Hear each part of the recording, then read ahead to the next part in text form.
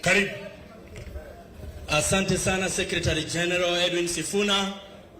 Wana Coast PAG, Bwana Yesu asifiwe.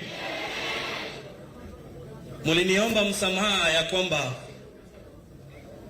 wengine wetu hamtajua majina yetu. Na mimi nilikuwa naomba pale kwamba mtu asijue jina langu kwa sababu ningependa kujitambulisha mimi mwenyewe. Ukitaka kuona majani chai, kuja Bomachoge Borabu constituency. Hizi mboga zinaitwa saga, mtere, managu. Hizo mboga zinatoka constituency kubwa na nzuri ya Bomachoge Borabu. Na mimi niko na bahati nzuri sana ya kuwakilisha hiyo constituency. Jina langu ni Obadia Barongo. Pale Bomachoge wanasema wako na agenda. Agenda ya kwanza ni kwamba wakulima wa majani chai hawajapokea pesa kama sehemu zingine za Kenya. Pesa zao zimefujwa. So agenda ya wakulima wa majani chai Kisii wamesema katika uongozi wa juu ni wamesema katika uongozi wa juu kabisa, ili bei ya majani chai ambayo wanalima pale nyumbani iwe nzuri, Kasongo must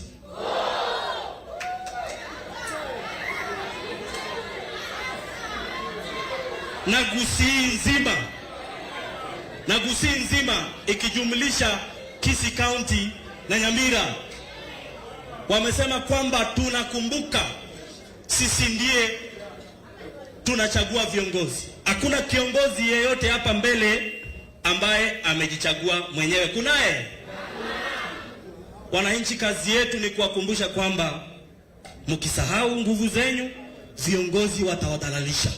Lakini mkikumbuka nguvu zenu, wakati mabadiliko yatahitajika kufanyika huko juu, jukumu litabaki kwa nani? Jukumu lina nani? Jukumu ni lenu la kuhakikisha kwamba viongozi hawa ambao mliwachagua wanafanya kile ambacho mliwachagua kufanya. Na hivyo wakishindwa, kazi yenu ni kuhakikisha wanaenda nyumba. Asante sana Bwana Sifuna. Marehemu Baba Raila Odinga alikuwa nasema, usione simba amenyeshewa ukafikiria ni nini? Secretary General, tupatie mwelekeo.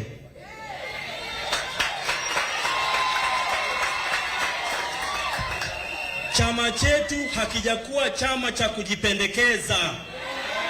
Chama chetu kimekuwa chama cha kubembelezwa kisaidie uchumi wa nchi ukue. Kweli ama si kweli? Na chama chetu hakina nguvu isipokuwa kwa wananchi ambao ni wanachama wa chama hicho. Bwana Sifuna, tunataka kwamba mkutano uitwe mara moja, haraka upesi. Wananchi waulizwe ni one term ama inakuwa namna gani? Sawa si sawa?